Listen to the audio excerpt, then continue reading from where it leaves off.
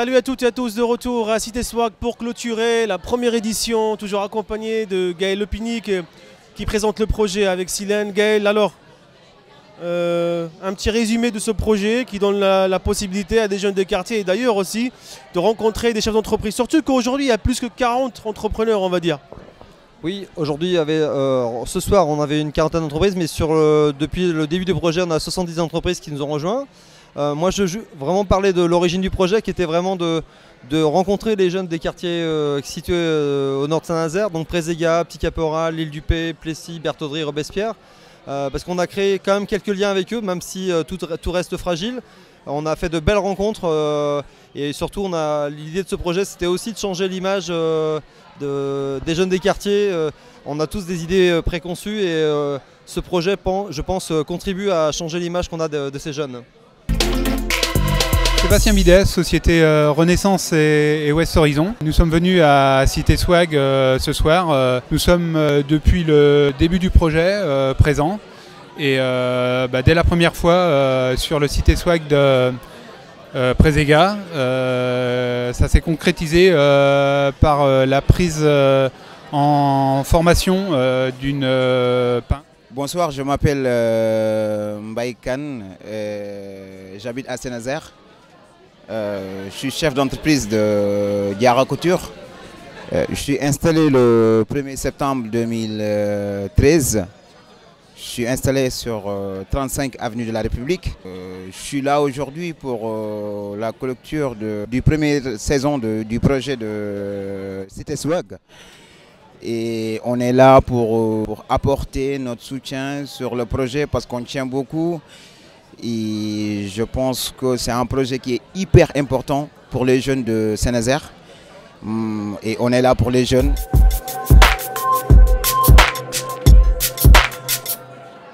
Gendouz Mayada, donc aujourd'hui je suis là à Cité Swag, c'est pour une recherche d'emploi et pour voir les entreprises un petit peu, discuter avec eux, pour voir les différents métiers aussi qu'ils proposent.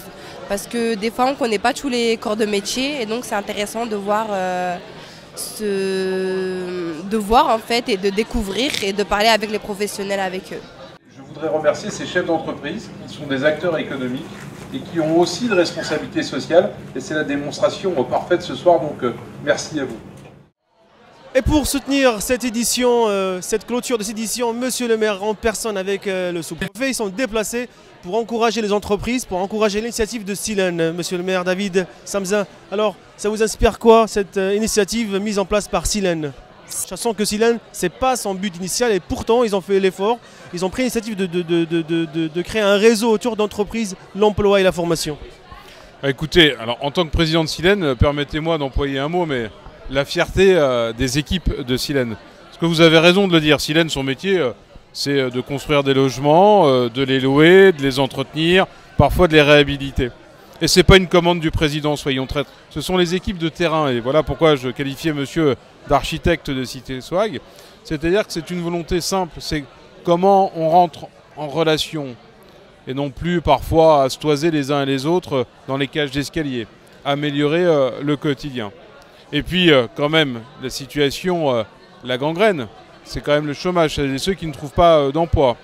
Et donc, cette chose assez simple qui part au départ d'une volonté de pouvoir se parler, c'est ce qu'on appelle le bien vivre ensemble, de jouer au foot et de se dire à un moment donné, mais nous, on travaille avec des fournisseurs. Je rappelle que Silène injecte dans l'économie locale 52 millions d'euros, 1 million d'euros par semaine. Eh bien, écoutez, c'est du pragmatisme.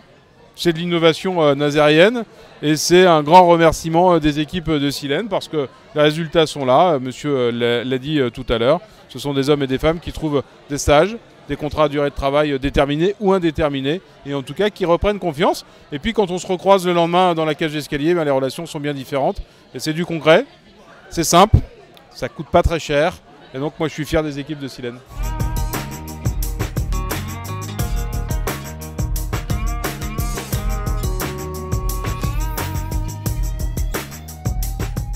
Le projet Cité Swag nous a permis en fait de réaliser un double objectif.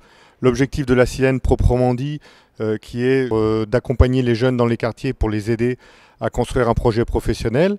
et la volonté des sapeurs-pompiers de développer des actions de citoyenneté en faisant notamment appel aux acteurs de terrain, à savoir les habitants des quartiers concernés.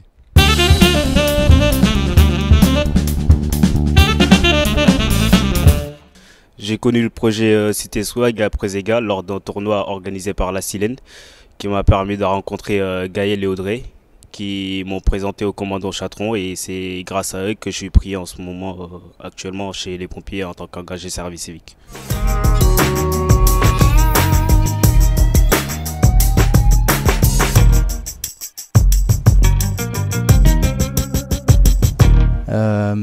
J'ai eu un contact via un collègue qui participait tout simplement, qui m'a dit ce serait peut-être intéressant pour toi parce que j'avais des soucis de recrutement, c'est ce qui m'a fait savoir.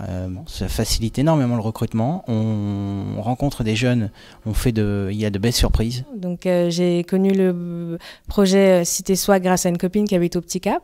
Mon contrat c'est un CDD de 6 mois, donc de octobre à mars.